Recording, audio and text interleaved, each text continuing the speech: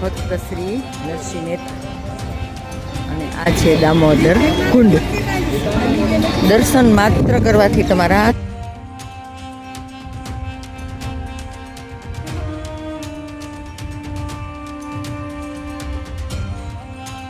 જય શ્રી કૃષ્ણ બધાને. ચાલો સોમનાથ ધજા ચડાવવા જઈ રહ્યા છીએ આખું ગ્રુપ બહેનોનું. પણ પહેલાં જુનાગઢ આવશે તો જુનાગઢના સંપૂર્ણ દર્શન આપણે કરીએ. આની પહેલાં મેં માધવપુર મોચા હનુમાનજી એ વિડીયો ઓલરેડી મૂકેલો છે, તો તમે જોઈ લેજો. આમાં હું શેર કરી દઈશ. અને રોપવેનો જુનાગઢનો વિડીયો પણ પહેલાં મૂકેલો છે, તો એ પણ જોઈ લેજો. આ બાળકને અને મોટાને બધાને મજા આવે એવી રીતે આનંદ કરતાં કરતાં અમારી આખી બસ બધા બહેનો અમે સોમનાથ તરફ પ્રયાણ કરી રહ્યા છીએ. પણ એ પહેલાં આપણે જુનાગઢ દર્શન કરીશું, તો ચેનલમાં જોડાયેલા રહેજો. પહેલી વાર જો છો તો પ્લીઝ ચેનલને સબસ્ક્રાઈબ કરી દો, લાઈક કરજો, શેર કરજો. જો આ જુનાગઢ પહોંચી ગયા છીએ, હવે એક એક સ્થળે જાશું અને તમને દર્શન કરાવતા રહીશું. જે બહેનોને રોપવેમાં જવું હતું અંબા માતાના દર્શન કરવા, એની રીતે ગયા.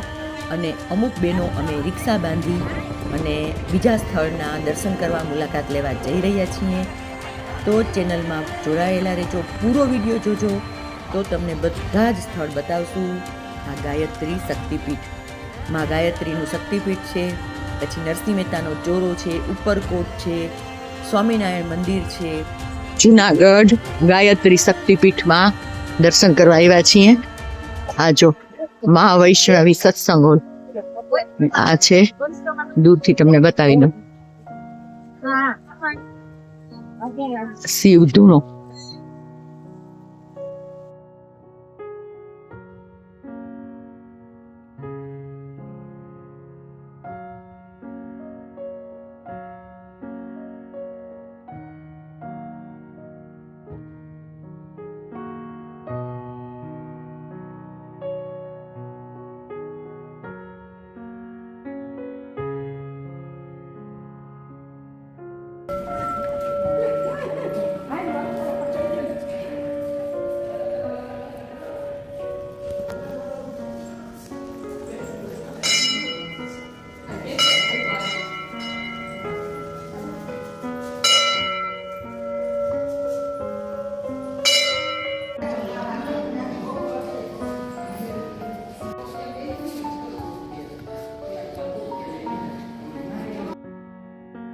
ચાલો આવી પહોંચ્યા છીએ શ્રી નરસિંહ મહેતાજીનો ચોરો, કે જ્યાં ગુજરાતી પિક્ચર લાલો શ્રી કૃષ્ણ સદા સહાય તે, જો અહીંયા એનું શૂટિંગ થયું હતું, એ જગ્યાએ આવી પહોંચ્યા છીએ.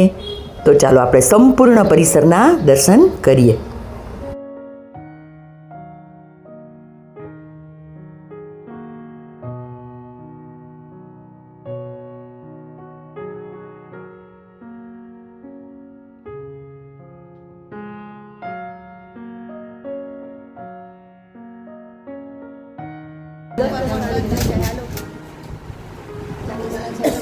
ચાલો કોઈ ઈચ્છા હોય તો આમાંથી અહીં થાય 10:39 ટ્રસ્ટની પાકી પહોંચ મળે છે.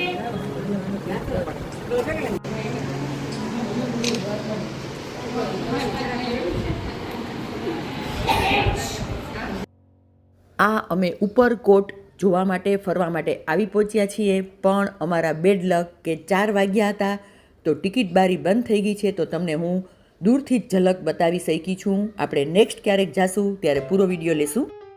જૂનાગઢ આવીએ અને લસ્સી ન પીએ એવું તો બને જ નહીં. તો તડકો હતો તો વચ્ચે અમે લોકો બ્રેક લીધો છે, તો લસ્સી પીવા માટે આ ફેમસ ચામુડા લસ્સીમાં આવી પહોંચ્યા છીએ. તો ચાલો તમે પણ અમારી સાથે લસ્સી એન્જોય કરો, પછી આપણે આગળ વિડીયો બતાવીએ.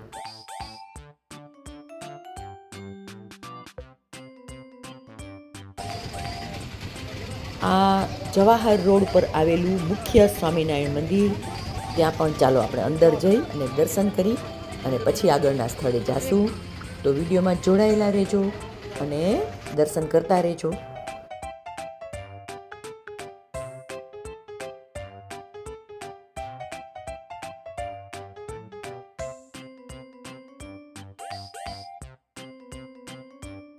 સ્વામિનારાયણના મંદિર જ્યાં જ્યાં હોય ત્યાં વિડીયોગ્રાફી ફોટોગ્રાફીની મનાઈ નથી હોતી, તો સારું કે અમે બધું જ તમને બતાવી શકશું વિડીયોમાં.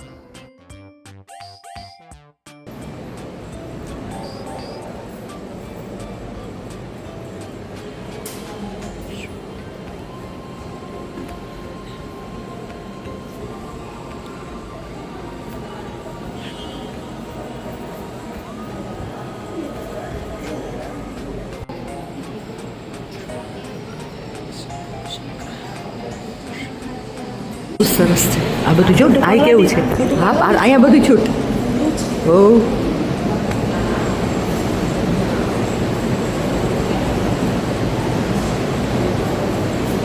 ઓહો.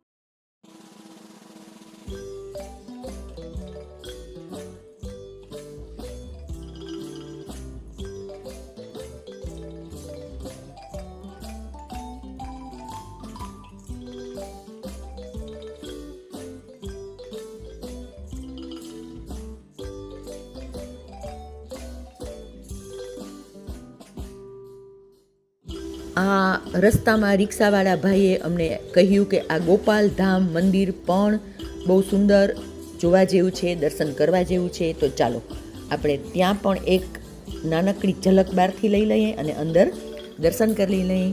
અહીં રાધાકૃષ્ણ બિરાજે છે અને બીજા નાના મોટા મંદિર છે, તો એ બધાના દર્શન કરી લઈએ અને પછી આગળ પ્રયાણ કરીએ.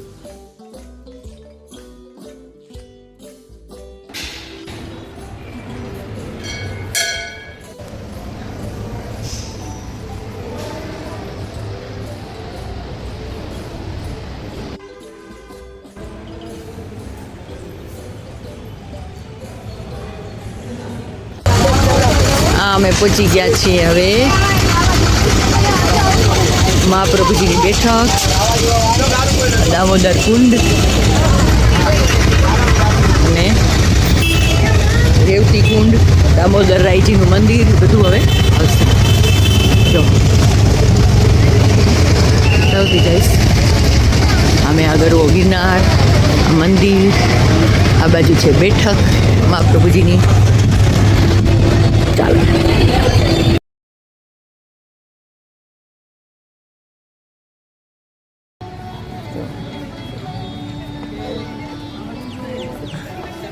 ભક્ત શ્રી નરસિંહ મહેતા અને આ છે દામોદર કુંડ. દર્શન માત્ર કરવાથી તમારા સર્વ પાપનો નાશ થાય છે અને આચમન પણ અમે કરશું. સામે છે ગરવો ગિરનાર. આ કુંડ દામોદર કુંડ છે.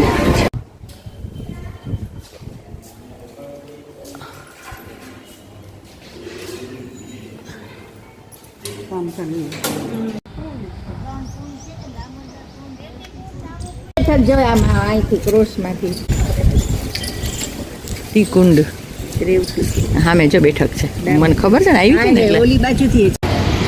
જો આ છે બેઠક 64 જુનાગઢના. હાલો આ પ્રવેશદ્વાર છે, અહીંયાથી જઈએ.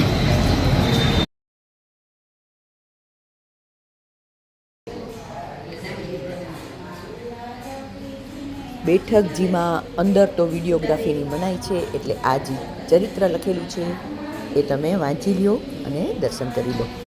તળેટી ભવનાથ મહાદેવ આવી પહોંચ્યા છીએ કે જ્યાં શિવરાત્રિનો મેળો ભરાય છે અને ખૂબ જ સુંદર અને સ્વયંભૂ પ્રગટ થયેલા એવા ભવનાથ દાદાને ત્યાં પહોંચી ગયા છે. આ એ મહાદેવજીનું મંદિર છે કે જ્યાંથી શિવરાત્રિનો મેળો શરૂ થાય છે અને શિવરાત્રિનો મેળો એ જગવિખ્યાત છે. દેશ વિદેશથી અહીંયા શિવરાત્રિનો મેળો કરવા માટે આવે છે અને અહીંયા ખૂબ જ ગીર્દી હોય છે. અનેક સાધુ મહાત્માઓ સંતો પધારે છે અને અહીં જે મૃગીકુંડ છે એનું પણ અનેરું મહત્ત્વ છે. તો આવા સુંદર મજાના આ ભવનાથ દાદાના મહાદેવજીના આપણે દર્શન કરીએ અને આ કુંડને પણ નિહાળીએ. અને અહીં જે મહાદેવજી છે એ સ્વયંભૂ પ્રગટ થયેલા છે, એટલે આનું કંઈક વિશેષ જ મહત્ત્વ છે.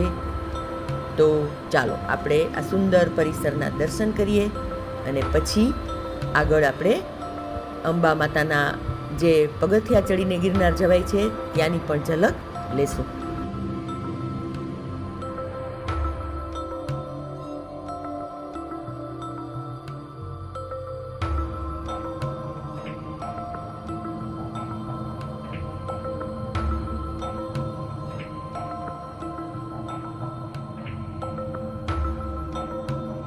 જો અહીં આ મંદિરનું મહાત્મય પણ લખેલું છે. અમે બધા બહેનો જામનગરથી બસ બાંધીને આવ્યા છીએ. મેઇન તો અમે સોમનાથ ધજા ચડાવવા જવાના છીએ, પણ જુનાગઢ થઈ અને પછી સોમનાથ જાશું. તો આ બધા સ્થળની અમે મુલાકાત લીધી, દર્શન કર્યા અને તમને લોકોને પણ કરાવ્યા. તો કોમેન્ટ કરીને ચોક્કસ કહેજો કે તમને વિડીયો કેવા લાગ્યા છે.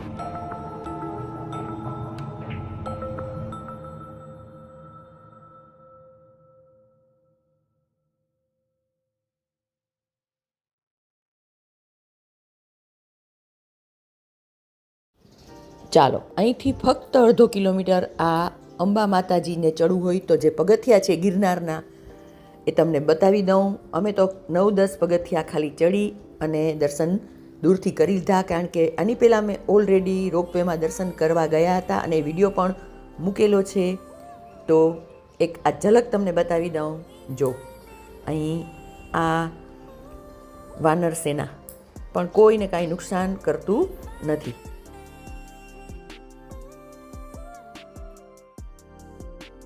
તો ચાલો હવે આપણે આવતીકાલે સોમનાથ ધજા ચડાવવાની છે, તો જૂનાગઢથી અમે નીકળી ગયા છીએ.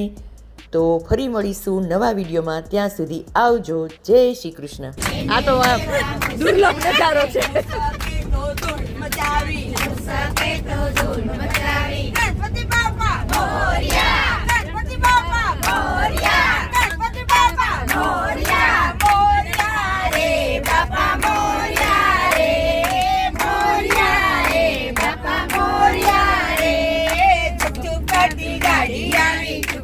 આગળ બધા સુઈ ગયા.